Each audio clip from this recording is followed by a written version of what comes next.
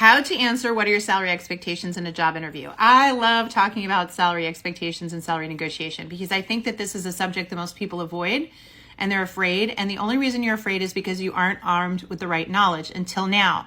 This is going to take me more than a minute to explain. So folks, bookmark this if you don't have time to stay so that you can come back and learn this. I promise it'll be really helpful. So first of all, you know that I always tell you that you are a business of one and you are selling your services to an employer. So when an employer asks you about your salary expectations, that's a buy signal. That's a good signal, right? So we should be excited about that. They want to know how much they're going to have to pay for this service. All good service providers do their homework and are able to accurately explain why they charge what they charge.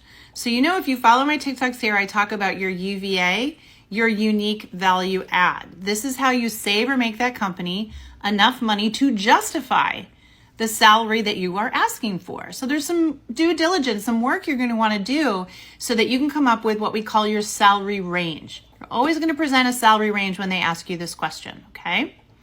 And so first you should go to sites that offer salary ranges. You can look at compensation. There are sites that when you're researching companies, it'll tell you what they pay on average for that job and what they pay in certain locations. So you should be doing that kind of research, salary research. And what you'll come up with is a range based on your years of experience and where you're working and your skills.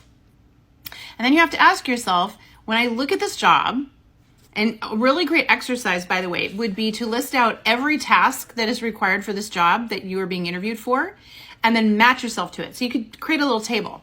So in the first column, it's every single thing they're asking for in the job description.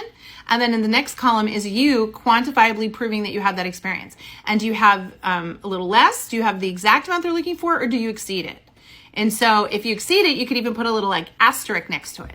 So when you're done, visually, you can see, hey, not only do I have all the experience, but I even have more experience than you asked for in several areas, okay? So this gets you clarity. Now, once you've got this clarity and you've done your homework, you're going to come up with a range, and the range involves your walkaway rate, the least amount of money you can accept without you having to take another job or keep looking for a better job, right? This is the rate that you could take that you could live with, and you'd be happy there. You wouldn't be resentful, okay? And then there's your ideal. You know, what would you love to make based on the research you did? And this could have a very large swing. It could be thousands of dollars in between that, okay? But you're going to present that. So when they say, can you tell me your salary expectations? You can say, absolutely, based on my research and based on how I match up to the qualifications of this job, I am looking to make between blank and blank. And the reason for such a broad range is because I also factor in things like the benefits that you offer, the commute, the opportunities to grow, and other things related to the overall job that would make it more attractive. The reason you do that is you're explaining that gap, but you're not leaving any money on the table. So it's okay to have a really big gap because you can explain and say, you know, money is just one component. I'm going to be looking at all the other components of the job. But notice how you led with, based on my research on salaries for this position and my own mapping of my skills and abilities to what you're looking for, I am looking for this. That is how you do it. Now, just talking it through that way and explaining it that way to an employer shows you've done your homework, shows that you understand how this works, right? That you've got to really prove your value, and it creates a more calm dialogue for them to work off of. Now, once you've shared that, you're also then able to ask, do you have a range in mind for this position, right? Or what were you looking to pay for this position? Or does what you were looking to pay fall in my range? And if they say yes, great, keep talking. If they say no, you can say, okay, tell me more.